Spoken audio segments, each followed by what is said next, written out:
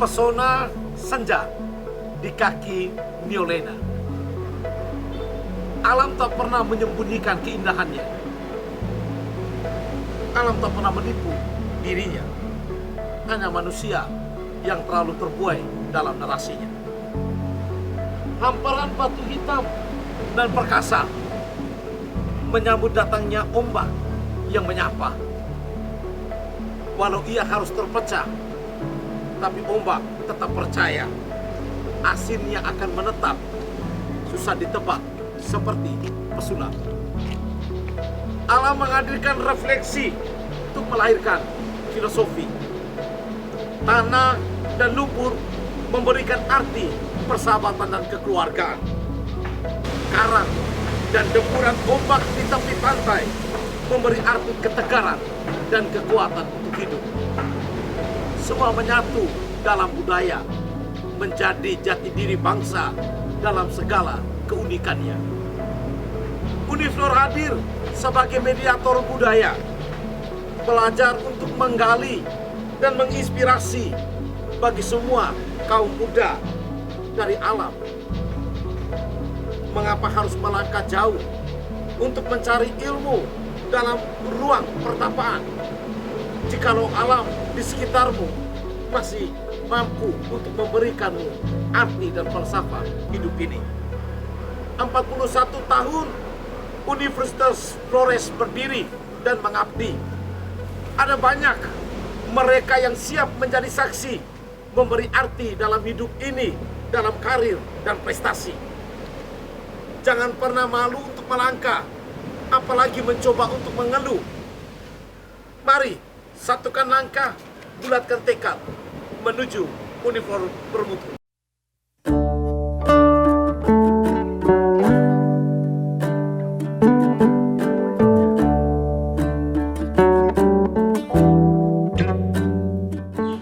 Selamat pagi, salam jumpa sahabat budaya, orang muda, generasi penerus bangsa. Jumpa lagi bersama saya, Mr. Boralaus. Kali ini dengan edisi spesial Roadshow Jejak Alumnus Universitas Flores.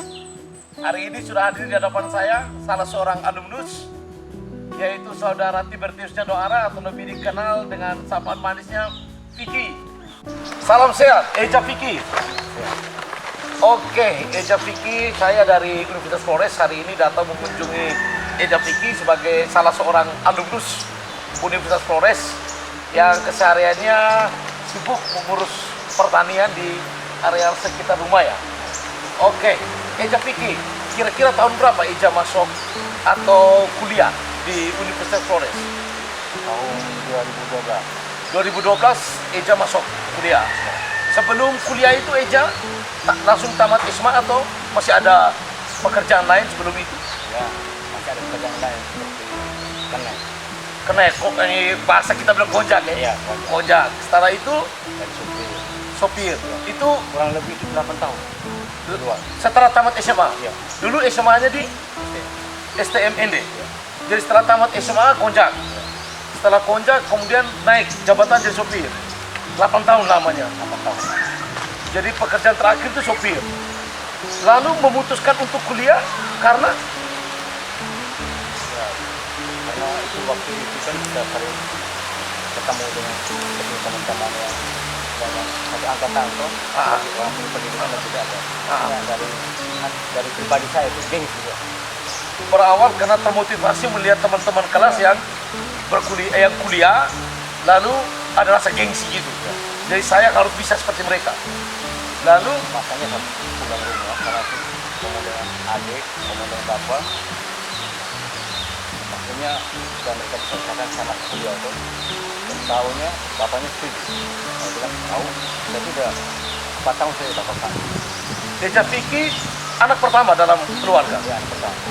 Dan setelah menyampaikan keinginan itu ke orang tua, lalu orang tua menyetujui. Itu kabur. Orang tua mengabulkan permohonan itu. Akhirnya Eja Vicky 2012 Masuk kuliah untuk. masuk kuliah di Uniflor. Sebelumnya di Kupang. Di Kupang cuma tidak sampai 1 bulan. Di kuliahnya di Kupang. Iya. Tidak sampai 1 bulan. Baru pendaftaran pertama langsung pulang lagi. Ini Karena maksudnya tua tuh Jauh dari orang tua tidak bisa. Akhirnya pulang ke Ede dan memutuskan untuk kuliahnya di Uniflo. Fakultas apa yang Vicky ambil? pertanian. Fakultas Pertanian. Fakultas Pertanian program studi Agroteknologi 2012. Kenapa 4 tahun selesai? Selesai. Kenapa memilih Fakultas Pertanian? Karena waktu pertama itu karena bapak itu bapak petani, tapi punya lahan. Dan kesian tuh lahannya tetap. Kalau kita dapat itu dari mana, mungkin kita bisa manfaatkan lahan yang ada tuh. Oh, jadi melihat karena orang tua dan anakku petani, lalu punya lahan yang kosong. Banyak kosong lah. Banyak yang kosong Cuma tanam pisang, begitu kan hasilnya tidak menjamin ke depan. ke depan. Jadi Vicky memutuskan untuk kuliah pertanian supaya ketika selesai bisa mengolah lahan yang warisan keluarga itu. Oke, waktu itu wisuda tahun berapa kira-kira? 2016, Oktober 2016. Oktober 2016, jadi genap 4 tahun Vicky kuliah. Oktober setelah wisuda, Vicky pernah berpikir untuk menjadi PNS atau bekerja di LSM atau di kantoran? Tidak pernah. Mengapa? Karena kerja di petani itu menjamin sekali. Makanya pengalaman saya itu dari semenjak saya masuk kuliah, hasil yang saya dapatkan dari mengolah lahan itu mungkin tidak sebanding dengan kerja kantoran, tapi imbang lah, Seimbang ya? seimbang lah. Saat Tergantung ya, tergantung kita tekun tuh. tergantung rajin. Jadi Vicky sudah mulai mengelola lahan pertanian itu semenjak kuliah, Kuliah semester 2, semester 2. Jadi semester 1 pengenalan dulu, semester 2 sudah mulai mencoba. Jadi sambil kuliah teori yang didapat di kampus, langsung praktik di kebun sendiri. Luar biasa Vicky. Oke, selama bertani, kira-kira tanaman apa yang Vicky kembangkan? Yang pertama cabai keriting. Cabai keriting, Habis cabai keriting, langsung tomat, pare juga ya? pare. Mentimun. Ada variasi lah. Oh, dia tidak sekali jalan, tidak. Jadi misalnya lahan tomat, Bisa kalau kita tanam istilahnya satu bedeng ini kita jadi bisa, tapi kita bisa bedakan antara tanaman umur panjang dan tanaman umur pendek. Umur Sekarang pendek. kan tomat cabai kan tanaman umur panjang. Tapi kalau kita samakan dengan timun, kalau tanam sama-sama dengan timun bisa. Tapi kalau cabai sama tomat tidak bisa. Karena mereka tanaman ya itu kan umur panjang macam tanaman perkebunan, tapi sebenarnya umurnya lebih panjang sedikit lah. oke, Eja Vicky. Saya boleh tanya sedikit ya. Semenjak Eja Vicky, ini lahan pertanian ya kan? Ini lahan karangan halaman rumah besar, makanya sama manfaatkan tanaman-tanaman hobi. Yang kebun induknya ada di bawah. Oh, ada kebun induk. Ini pekarangan rumah yang kemudian dimanfaatkan untuk menanam tanaman jenis hobi, seperti tomat ini. Jadi yang ini sementara panen sekarang. Ini panen keberapa? Gampang, karena cuaca yang tidak bagus, makanya tomat lebih. Jadi selama ini perawatan, semua pengerjaan lahan, semua Vicky sendiri yang kerjakan. Kalau pengolahan lahan saya banyak sewa dari orang. Itu untuk Karena saya itu hanya pemeliharaan saja. pemeliharaan. Jadi pengolahan lahan, pembuatan bedeng itu Sewa orang. sewa orang. Jadi Termasuk Vicky yang kayu-kayu ini kan harus beli semua. pakai beli. Jadi Vicky benar-benar memberdayakan juga orang lain untuk membantu Istilahnya kita membuka lapangan pekerjaan orang lain. Luar biasa Vicky. Oke, penghasilan Vicky. Kan banyak orang akan berpikir diri, saya mau jadi petani. Mengapa saya mau jadi petani? Karena orang berpikir jadi pegawai lebih enak, setiap bulan pasti. Tetapi Vicky memutuskan untuk saya kembali ke kampung, saya ingin menjadi petani. Berarti petani bukan petani biasa kan?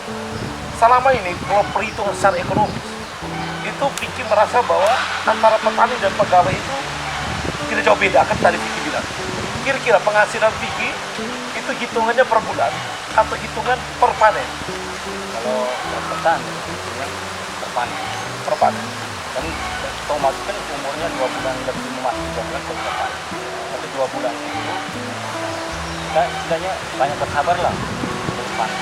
Tapi kalau masuk bulan ketiga kita panen, mungkin bisa melebihi. Kita bisa menutupi 2 bulan yang kita belum pengeluaran.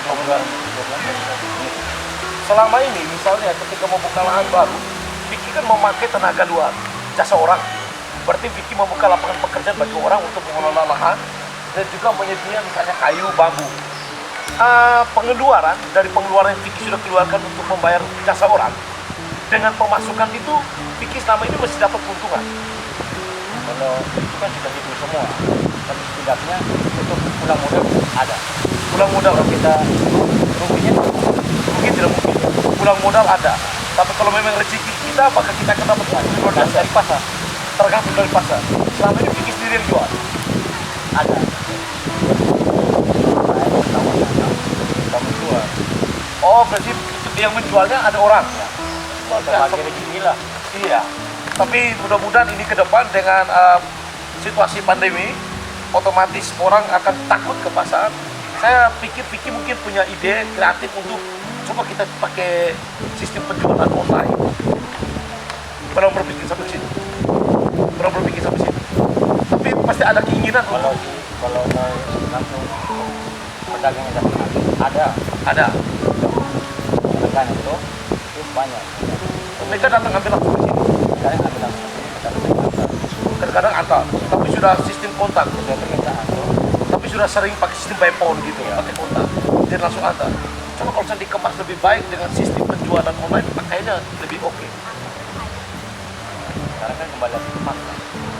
Kembali ke pasar. Permintaan pasar kan sudah sesuai macam zaman sekarang. Pasti juga kalau sudah masuk kemas dengan rapi. Kira Kan di pasar sana kan tergantung permintaan di pasar. Mereka kan kadang per kantong, pertomanya per kantong. kantong plastik itu Ya, kalau per kilo kan di ini kan belum ada. belum terbiasa. Kalau sudah biasa mungkin kita petani tambah kaya.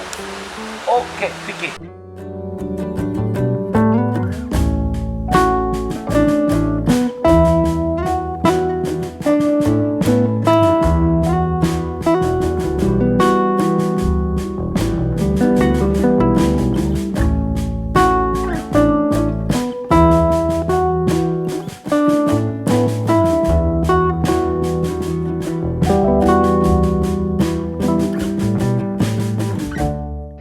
Sahabat budaya, pemirsa dimanapun Anda berada, masih bersama saya, Mr. Boralaus.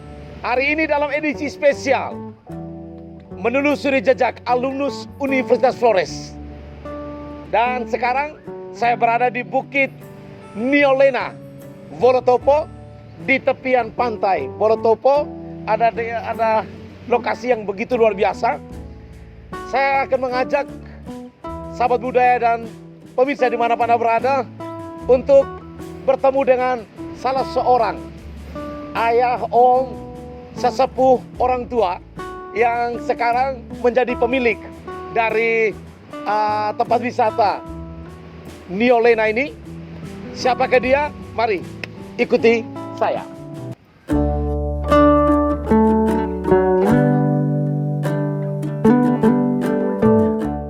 Selamat sore Bapak Petrus. Selamat sore. Aduh, cantik. Tos dulu. Iya.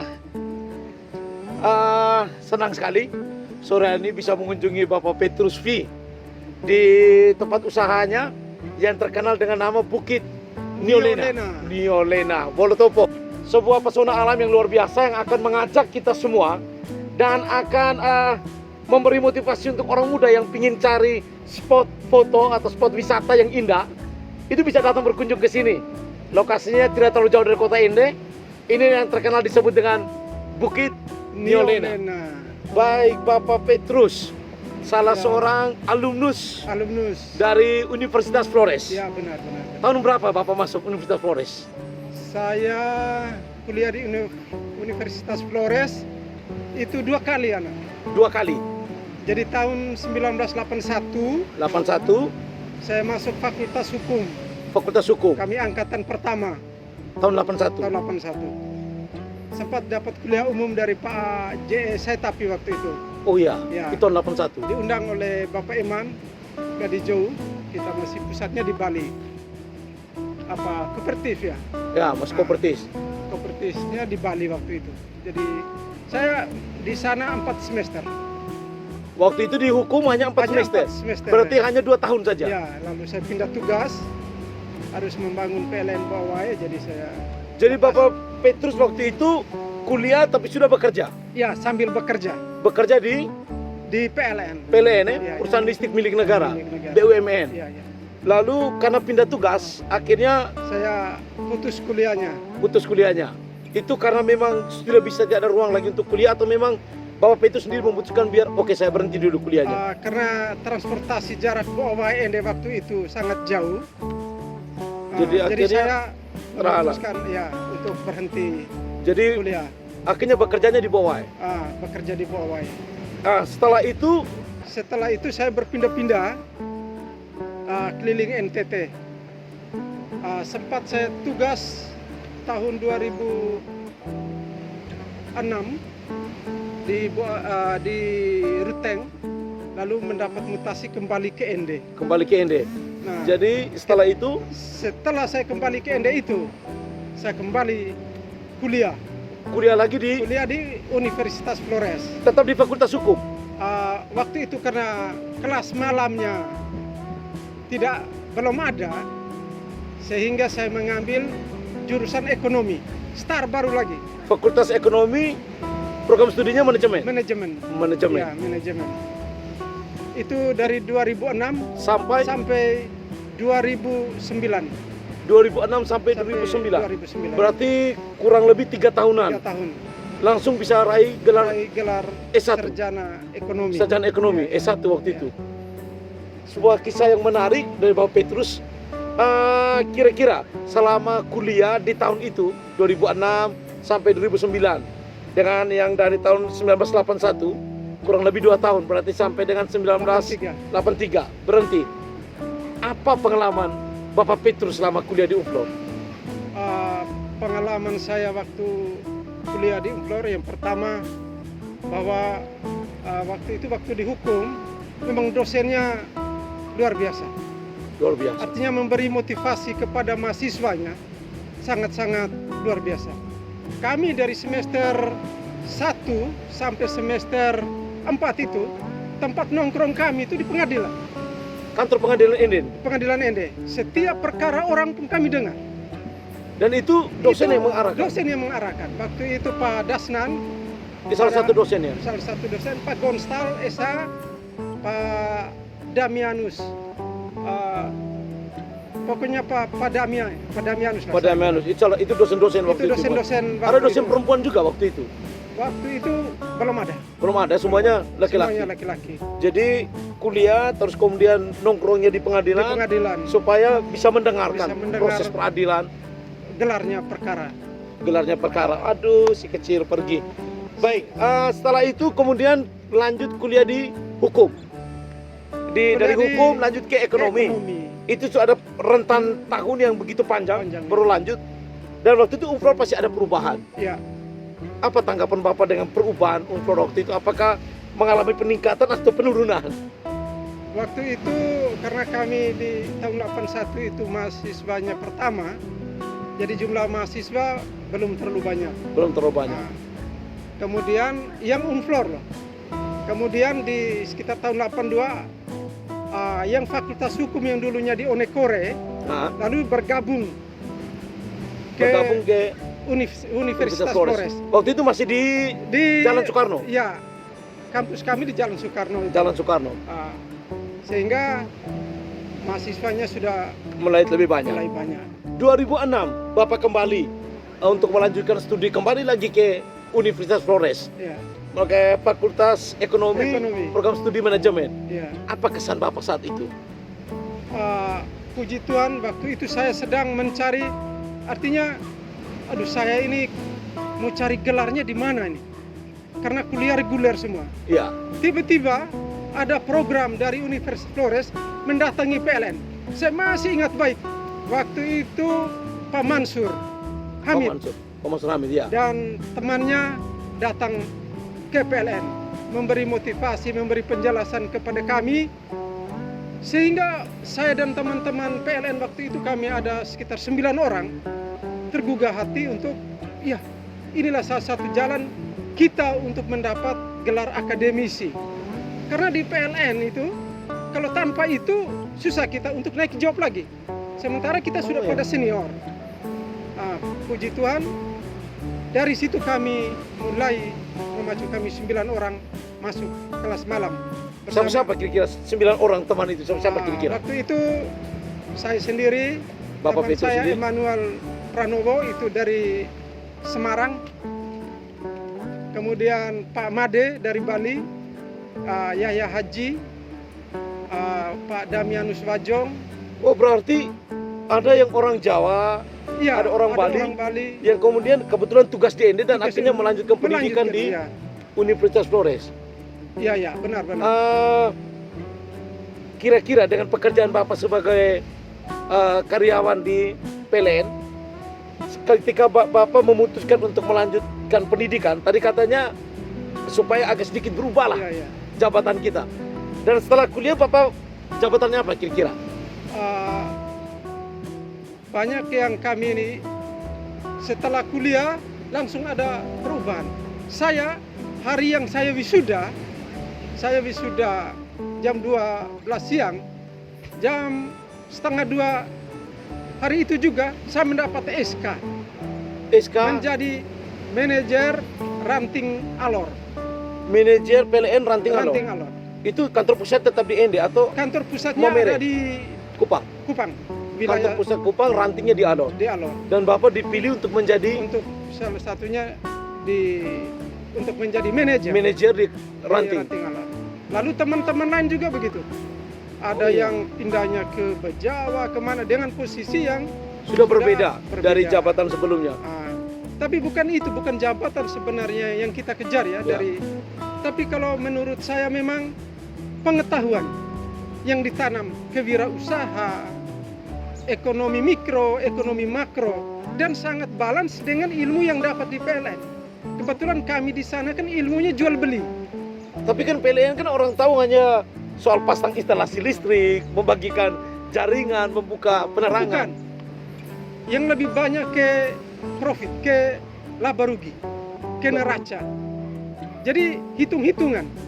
Kalau hanya sekedar menjalankan itu tanpa sekolah tinggi-tinggi pun bisa. Tetapi di Unflor kami mendapat, itu bayangkan teman-teman saya itu teknik loh. Tetapi mereka bisa membuat jurnal, menghitung rugi laba, menghitung aset. Jadi itu didapat di sana karena memang ilmu. Itu ilmu paling tinggi di akademisi yang kita dapat. Oh, berarti benar ilmu itu benar-benar bermanfaat ketika berada di tempat tugas. Iya, Bahkan menaikkan profil Bapak untuk Profil. bisa menempati jabatan yang dulu kita Iya. tidak pernah pikirkan.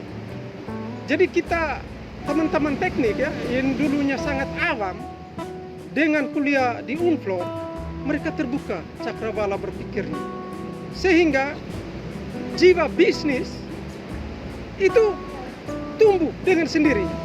Orang teknik tidak suka bisnis sebenarnya. Tetapi didikan selama 3-4 tahun di Unflor ini membentuk karakter. Berwirausaha itu seperti apa. Sehingga karakter itu terbawa oleh kami. Kami rata-rata hampir 6-7 orang sekarang, setelah purna bakti ilmu yang kami dapat dari Uniflor, itu kami membuat usaha-usaha sendiri. Teman-teman saya di Jawa bikin kafe kecil-kecilan, saya di sini, saudara saya ada yang pengacara, itu yang tamatan Uniflor juga. Jadi dengan pengalaman itu, dengan pendidikan itu, setelah pensiun dari PLN, akhirnya Bapak memilih untuk Balonua pulang kampung. Menggunakan lahan yang ada, bagaimana caranya untuk menjadi nilai ekonomi dan mempunyai daya guna untuk masyarakat sekitarnya. Iya, memberi kontribusi tersendiri. tersendiri. Dulu kalau kita jalan misalnya ke Balotopo, lalu lihat Watu Rajo, lalu kita ke Ngalupolo, ada kampung sebelah lagi. Ya. Itu di sini tidak ada apa-apanya. Iya. Kita lihat seperti hutan biasa saja. Jadi sekarang sudah berapa lama pensiun? Saya dari 2016. 2016 pensiun. masuk Lalu tahun kelima. sudah mulai berpikir untuk menata Bukit Niolena menjadi seperti ini. Itu mimpi sejak lama atau? Itu sejak saya mulai tertanam kewirausahaan di Uniflor. Itu waktu masih kerja aktif. Masih kerja aktif, lalu Sudah berpikir untuk ya kalau pensiun saya harus saya harus bangun sesuatu di. karena termotivasi di bangku kuliah. Jadi mimpi saya itu sejak di sana oleh para dosen-dosen muda waktu itu, bagaimana mereka memotivasi bahwa kemandirian dalam berusaha, yang istilah orang sekarang bahwa ekonomi kreatif, itu kami sudah ditanam di Uniflor, ekonomi kreatif Waktu itu. Dan sekarang akhirnya Bapak mewujudkan mimpi itu. Ah, Ini kan salah satu bagian dari ekonomi kreatif. iya. Bagaimana menciptakan lokasi spot wisata yang luar biasa untuk melihat keindahan kota Ende dari jauh. Analogi yang dosen-dosen tanam kami waktu itu sederhana sekali, dosen ekonomi itu. Apa kalau bisa saya tahu? Itu salah satu contoh bahwa bentuk pengolahan ubi nuobosi. Bagaimana cara sehingga nuobosi itu, ubi nuobosi bukan hanya untuk direbus.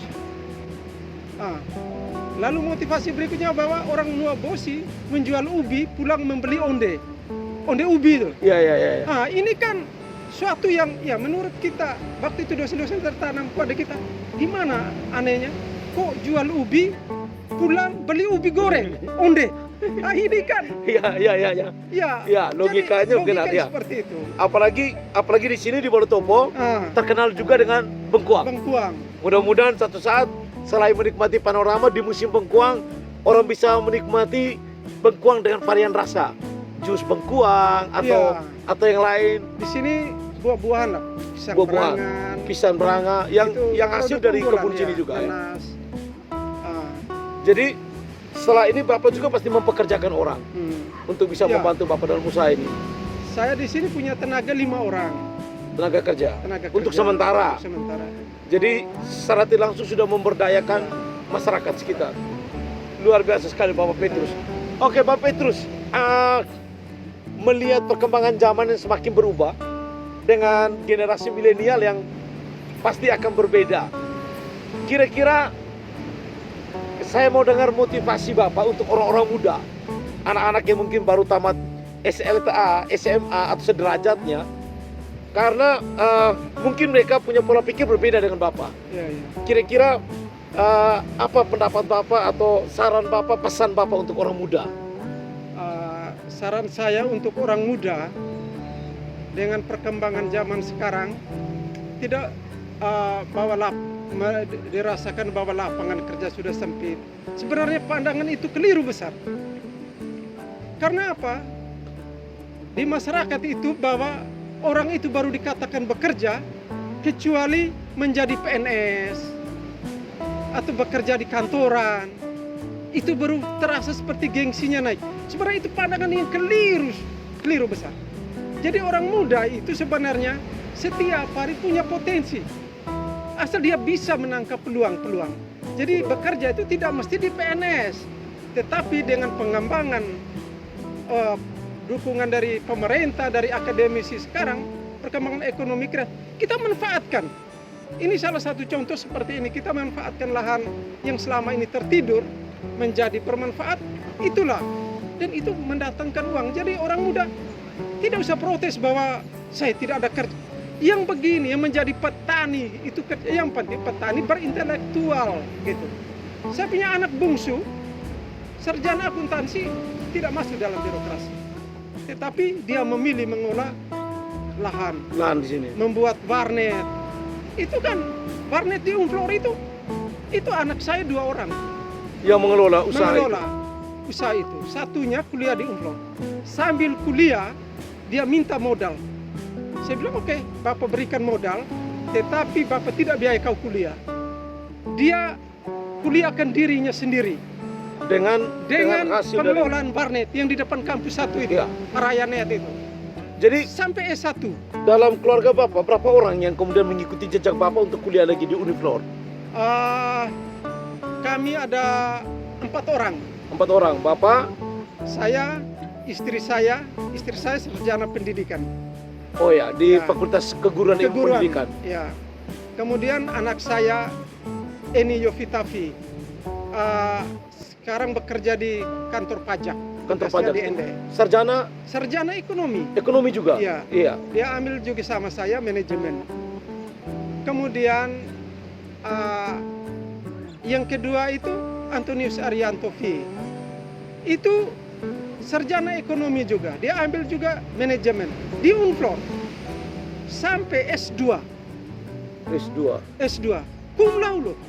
Luar Bayangkan. biasa Bapak ya. Di mana? Tapi satu hal yang menarik yang saya dengar gosip-gosip sih, bahwa Bapak menemukan jantung hatinya itu juga di Unflor. Benar sekali. Itu memang ketemunya di kampus atau memang di luar kampus? Ketemunya di kampus waktu Di itu. kampus waktu itu. Istilah kami dulu tidak tahu sekarang, kami dulu malam inaugurasi. Malam pembayatan itu yang Oh dulu pakai selesai. ada acara gabungan. Namanya malam Ya, inaugurasi. Inaugurasi. Di situ. Di tengah api unggun itu kami. Jadi ketemu di saat api sedang membara, begitu juga rasa ikut membara. Om, Oke. ini saya kalau omong itu saya sedikit terharu karena memang sangat luar biasa di Unflor. Nah, Gitu.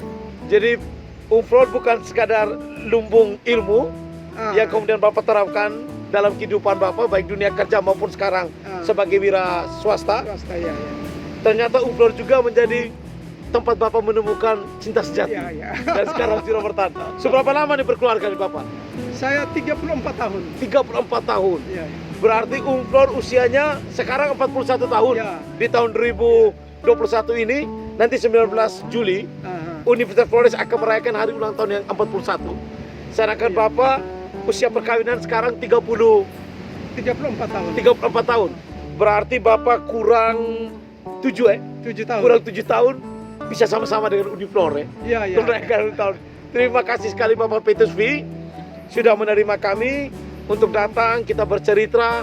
Kami sekedar untuk menelusuri jejak alumnus Universitas Flores dalam kisah, dalam cerita, dalam harapan dan mimpi.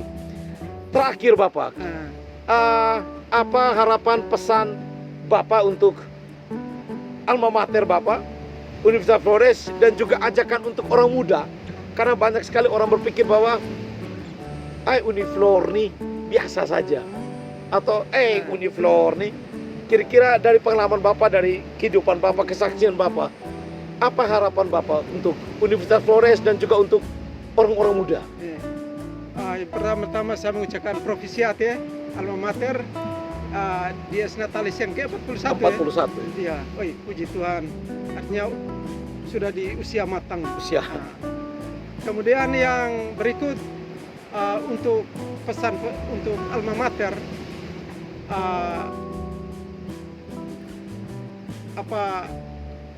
saya dengar sekarang dosen-dosennya sudah pada S3. Jadi menanamkan nilai wirausaha kepada mahasiswanya itu harus lebih dipertajam ya. Seperti zaman dulu ya, bagaimana memotivasi mahasiswanya untuk lebih mandiri, ulet. Kami dulu selalu untuk rajin membaca ya, karena memang zaman dulu belum secanggih sekarang. Perpustakaan ada di mana-mana, ada di dalam genggaman. Tetapi bahwa budaya membaca tolong ditanamkan ke anak didik, jangan budaya copy paste, sehingga mereka setelah tamat dari Unflor, daya juang, daya tahan kalau budaya membaca itu lebih tertanam daripada budaya copy paste. Pemirsa di rumah, sahabat budaya, secuil kisah inspiratif datang dari Bapak Petrus V, mengajak kita semua untuk tidak hanya bermimpi, tapi mari kita berjuang untuk memberi bukti. Universitas Flores menggores cerita bagi Bapak Petrus V bersama keluarga. Ada cinta yang bersemi di kampus Universitas Flores, bahkan membekas dalam benak, hati, dan sanubari, hingga terwujud dengan mengutus anaknya untuk juga melanjutkan pendidikan di Universitas Flores. Bapak Petrus V sudah memberi bukti bahwa Universitas Flores punya arti tersendiri dalam meniti karir. Untuk itu, kepada semua orang muda, kepada kita semua sahabat budaya, mari pastikan pilihan Anda. Mari datang bergabung bersama kami di Universitas Flores, kampus orang muda, kampus sejuta pesona. Kami siap jadikan Anda sebagai mediator budaya. Di sini, di tempat ini, di bawah kaki bukit Nyolena. Jangan pernah kita terlena, karena di saat kita terlena, kita akan hilang dalam sejuta pesona. kembalilah ke kampung dan pahamilah filosofi dari tanah leluhurmu dalam pesona budayanya. Jadikan semuanya itu berarti buat hidup kita. Karena yang menentukan nasib kita bukan orang lain atau di mana kita berada, tapi di rumah kita sendiri dengan alam di sekitar kita. Mereka memberi makna untuk falsafah hidup yang lebih sempurna. Terima kasih untuk Bapak Petrusvi. Terima kasih karena selalu setia menyaksikan kami. Jangan lupa edisi berikutnya kita akan kembali menelusuri jejak alumnus Universitas Flores di lain tempat dan waktu. Saya Mr. Boralaus mohon diri dari hadapan Anda. Terima kasih Bapak Petrusvi.